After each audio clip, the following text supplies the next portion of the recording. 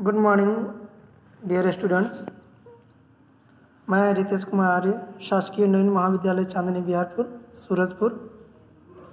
तो आज हम लोग इस समाजशास्त्र की कक्षा में बीए द्वितीय वर्ष के प्रथम पत्र को अध्ययन करेंगे, है ना। तो चलिए आज हम लोग देखते हैं। आज हम लोग का जो है प्रथम पत्र में, है ना, 5वें चैप्टर है जिसका नाम है जनजातियों में नातेदारी। ठीक है, किनशिप अमंग ट्राइब्स। तो आज हम लोग जो जनजाति हैं उनके जो नातेदारी होते हैं उसके बारे में थोड़ा आज हम लोग पढ़ेंगे, अध्ययन करेंगे। ठीक है, चलिए देखते हैं।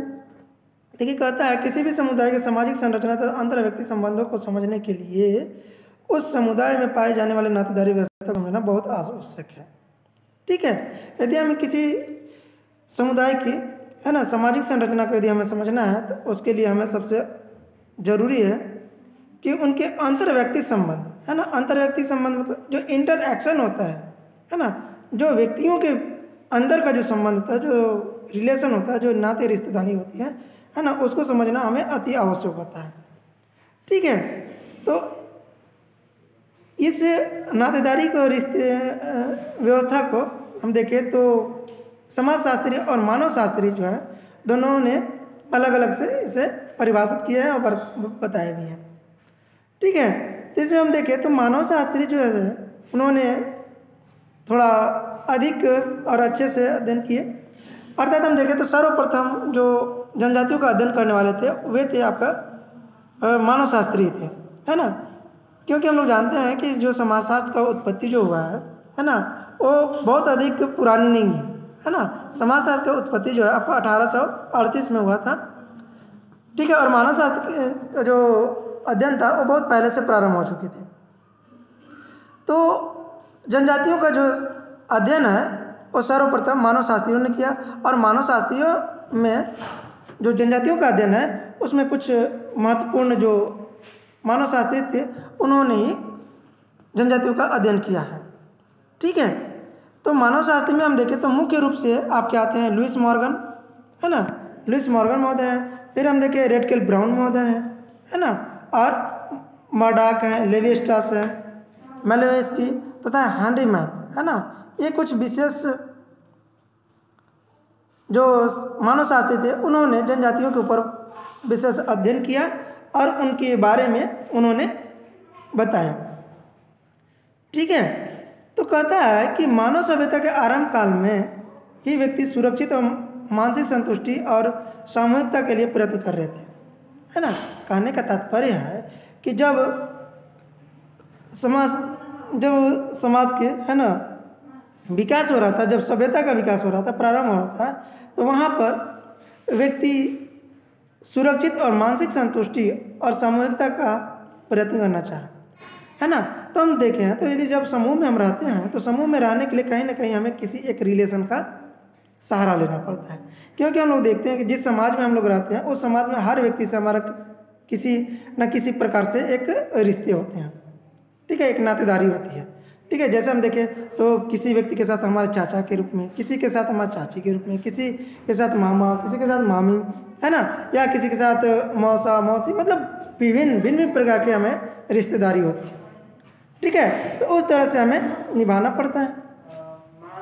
ठीक है, तो वही कहता है कि हर व्यक्ति के जो साथ हमारा रिलेशन होता है और उसके बाद विशेष महत्व होता है। तो हम जब सामूहिक रूप में रहना प्रयत्न किए तो ये जो था एक सब नाते रिश्तेदारी का उद्भव हुआ, है ना। कब? जब हम समूह में रहना प्रारंभ किए तब से। अब इसी के फलस्वरूप हम देखें तो विवाह और परिवार का भी कुछ महत्वपूर्ण संस्थाओं का भी प्रादुर्भाव हुआ, उद्भव हुआ, है ना। क्योंकि हम देखें तो विवाह, है ना, या परिवार का जो निर्माण हो रहा था, तो विवाह भी जो होता है तो कहीं ना कहीं देखें तो एक नए रिलेशन का कॉम्बिनेशन होता है, जुड़ता है ना। दो परिवारों का मिलन जो है आपका विवाह होता है ना। अर्थात कहीं ना कहीं देखें तो रिलेशन, नातेदारी ही बनते हैं, है ना। जब किसी लड़के को किसी लड़की के साथ विवाह होता है है ना। या हम देखें तो कहीं किसी लड़की को किसी लड़के के साथ विवाह होता है तो एक रिश्ता बनता है, एक नातेदारी बनती है ना। तो ये जो नातेदारी का जो व्यवस्था, जो प्रादुर्भाव हो रहा है, जो उत्पन्न हो रहा है, वो कहीं ना कहीं एक सामूहिकता की वजह से और विवाह के आधार से ही इस संस्था का निर्माण हुआ, है ना। मतलब कि रिश्तेदारी की वजह से ही ये जो है विवाह और परिवार का निर्माण हुआ है। और ये संस्थाएं जो हैं हम देखें तो समाज में अहम भूमिका निभाती है, इनकी बहुत अधिक रोल है। ठीक है, तो हम देखें तो व्यक्ति के बीच जिस सामाजिक, मानसिक और आर्थिक सुरक्षा को प्राप्त करता है वह किसी भी दूसरे समूह में संभव नहीं है ना। अर्थात यदि व्यक्ति जिस समाज में रहता है वह अपने मानसिक, ठीक है, सामाजिक, आर्थिक सुरक्षा प्राप्त करने के लिए वह कहीं न कहीं किसी न किसी के साथ वह नातेदारी व्यवस्था का अपनाता है।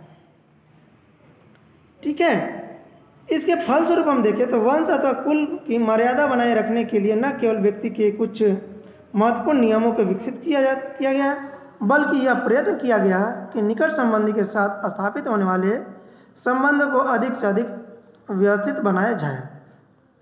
ठीक है, जो समाज में नातेदारी व्यवस्था का विकास इन सभी प्रयत्नों का एक संयुक्त परिणाम है ना। अर्थात यदि हम देखें तो ये नाते रिश्तेदारी की वजह से ही आज हम एक संयुक्त परिवार के रूप में रह सकते हैं। और नहीं तो यदि रिश्ते नातेदारी नहीं रहे, है ना, नातेदारी व्यवस्था नहीं हो तो क्या हम एक जगह पे एक संयुक्त परिवार के रूप में रह सकते हैं? नहीं रह सकते, है ना। और कारण यही है कि वर्तमान में हम देखें तो हित प्रधान युग में व्यक्ति सभी समूहों के अंतर्गत केवल उतने ही संबंध स्थापित करते हैं, है ना, जिससे उसके हितों की अधिक से अधिक पूर्ति हो सके। ठीक है, अर्थात आज वर्तमान में जो है व्यक्ति अपने हित के लिए ही वह अधिक जागरूक है, समझ रहे हैं। अर्थात जो व्यक्ति हैं वे अपने हित प्रदान के लिए, मतलब बस अपनी, मतलब हम की भावना लिए हुए हैं, है ना, मतलब मैं की भावना प्रबलता से भरी हुई है ना। मतलब कि सिर्फ हमारी आवश्यकता की पूर्ति हो, बाकी किसी का हो या ना हो। ठीक है, तो ये धीरे धीरे जो है वर्तमान में उत्पन्न होती जा रही है। अब यह स्थिति जो है कहीं ना कहीं देखें तो परिवार में, समाजों में तनाव और कुंठा को भर दे रही है ना। अर्थात जब व्यक्ति सिर्फ अपनी भावना को देखे, अपने हित को देखे तो क्या होगा, बाकी लोग में तनाव आएगा, टेंशन होगा, कुंठाएं आएंगे, है ना। तो इसीलिए जो है इस तनाव और कुंठा को हटाने के लिए नाते रिश्तेदारी का निर्माण हुआ था। ठीक है, व्यक्तित्व के विकास के लिए बंधुत्व, आत्मीय और समायोजन के महत्व स्वार्थों की पूर्ति से कहीं अधिक है। ठीक है, यदि हम देखें तो जो व्यक्ति तो मतलब जो अपने स्वार्थ के लिए कार्य करते हैं वो कहीं ना कहीं बंधुत्व और आत्मीयता का समायोजन होना अति आवश्यक मांगता है। ठीक है, तो यही कारण है कि मानव शास्त्र तथा समाजशास्त्र के अंतर्गत अब नातेदारी संबंधों का अध्ययन एक विशेष महत्व दिया जाने लगा है ना।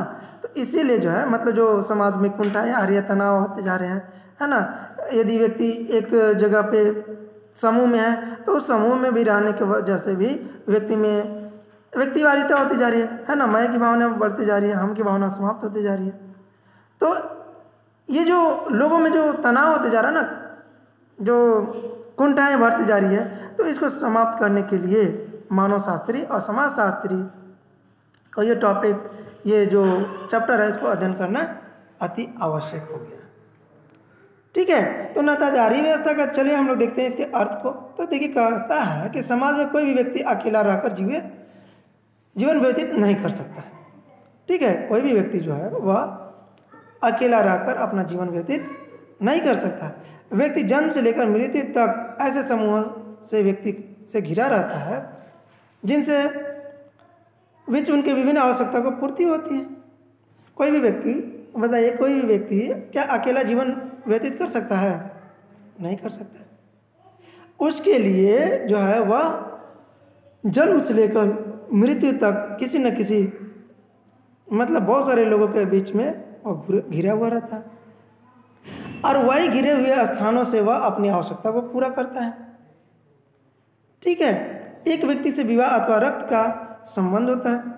विवाह और रक्त से संबंधित सभी व्यक्तियों से भी हमारे संबंध समान प्रकृति के नहीं होते हैं, है ना।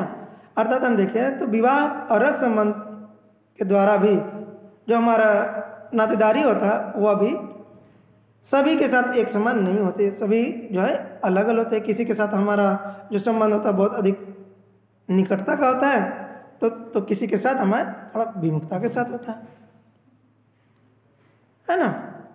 अर्थात जो हमारा रिलेशन होता है सभी के साथ अलग अलग होता है। किसी के साथ बहुत अधिक प्रगाढ़ता से जुड़ा हुआ होता है, तो किसी के साथ ओझल होता है ना। तो समूह में परंपराओं, प्रथा और आदर्श नियमों द्वारा निर्धारित होता है।